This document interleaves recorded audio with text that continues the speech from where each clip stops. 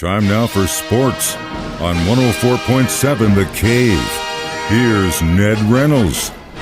Mike, the intern, Ned Reynolds, in the studio on a Wednesday morning. So in about a week or so, the NFL will begin league business for the upcoming season. Before that happens, teams get one last chance to tag the guy they either don't want to leave or want something for with the franchise tag. We know who the Chiefs tagged. Who did any of the other tags happen last minute yesterday? Well, there were some, but it's really more interesting to see who did not get tagged. And there's some, Kirk Cousins being one of them. There were several others. Saquon Barkley was not tagged. And this means that these teams are willing to take a chance on those guys going free agent and then maybe having a chance to match that offer, and maybe not. But the fact is there were 8 players in the National Football League who got the franchise tag, and what it means really is it binds the team to the player. It doesn't really bind the player to the team as such, because in most cases those players can go out and negotiate their own deals anyway, and probably will.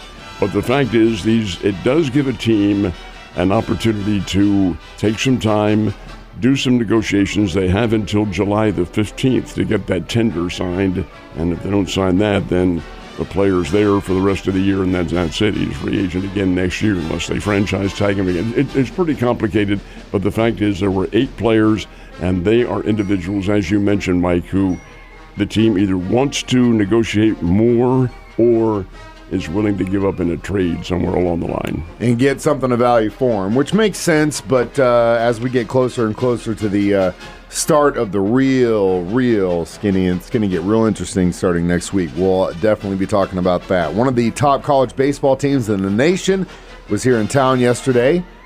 Okay day. It would have been better if they were here on Sunday, but how did that go down? Well, it's rather interesting because that top college baseball team is number 3 in America, and they are our friends, the University of Central Missouri from Warrensburg, and they are annually one of the top Division II baseball teams in the country. Came down here to play Drury over at Meadow Park on the Worley Field yesterday, and how about this? Into the 7th inning, Drury has a 2-0 lead over the number 3 team in America.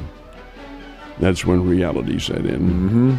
10-2 was the final score, and Central Missouri scored all 10 runs, not in a bunch. It was 3, 6, and 1 in the final 3 innings. These guys are pretty doggone good, and when they decide to kick into their game, they will do it. Central Missouri, of course, University of Central Missouri plays in the MIAA. Drury's in the Great Lakes Valley. They are both Division II, but there's a vast difference in the talent range, and Central Missouri certainly has that.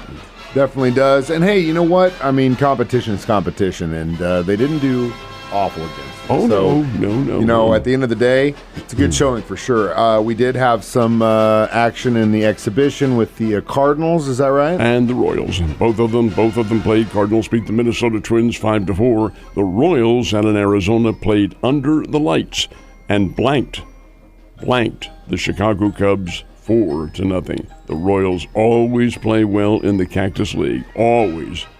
And then they don't play well in Big League Baseball. But bottom line is this, I think they are a much better team, and I think they will show that when the season gets underway. A very big night of prep basketball featuring a lot of area teams. Who were the big winners yesterday? How about Springfield Central and your alma mater? They played an absolutely dandy basketball game over at Glendale. This was the district championship. The winner goes on to the state playoffs.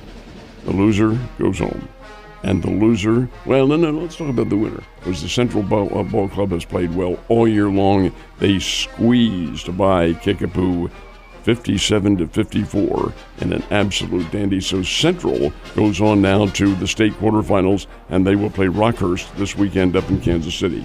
Parkview and Hillcrest. Parkview gets the win 58-53. It was Bolivar and Father Tolton. Father Tolton's a Catholic school from up in the Central Missouri region. And Father Tolton won that game 73-36. Rogersville and Seneca. And Logan Rogersville is a 64-51 winner. Now today is the state championships, and they begin for classes 1, 2, and 3. We'll talk about them. So that happens in Columbia. And do we have any kind of area representation? We have a slew of it. That's good to hear, my sir. And I wish those games were down here as they were the past 5 years, but they are not. They're up at the Mizzou Arena. Girls started all this morning. At 10 o'clock this morning, That is when Principia, not from here, plays Norwood from here. That's a 10 o'clock game. And then one of the top teams in Missouri, Skyline, will play Tipton, and that's at noontime. Those are both girls' games. Boys' games follow at 2 and 4. At 2 o'clock, South Pemiscot. Pemiscot's county in Missouri. They play the Hartville Eagles, and Hartville is always there in the state championships. And then in the other one, Salisbury, and you can guess you call them the Salisbury Stakes. They're playing Wablo, and Wablo has a great team. They have done very well, won all their games on the road, and now they go to Columbia, and they play the Salisbury team at 4 this afternoon. And the winners, and it could very well be Hartville and Wablo for a state championship. A lot of exciting stuff happening for this area, and that's good, but it also means a lot of those seasons are coming to an end. Speaking of which, I bet the Missouri Tigers will be happy that their season is finally over. It isn't quite, because they have one more regular season game. Yeah, but it's pretty much over. Oh, they're 0-17. Yeah, I mean, that's what I'm saying is that there's a finality to this. Even if you are a diehard fan, I'm sure you're happy that it's done. But what happened in that Sunflower State Showdown? Well, in the Missouri game, Missouri played Auburn, and Auburn's 13th team in America played them in Columbia. And there is a noticeable difference in the talent level. Missouri stayed with Auburn for some of the early portion of the game, but then it got away from them. The Tigers simply do not have the manpower to stay with a top team like Auburn. 101-74, Auburn beat Mizzou. Mizzou is 0-17, one game remaining in the regular season. That's LSU in Baton Rouge, and that will be on Saturday. Then it's the Southeastern Conference Tournament.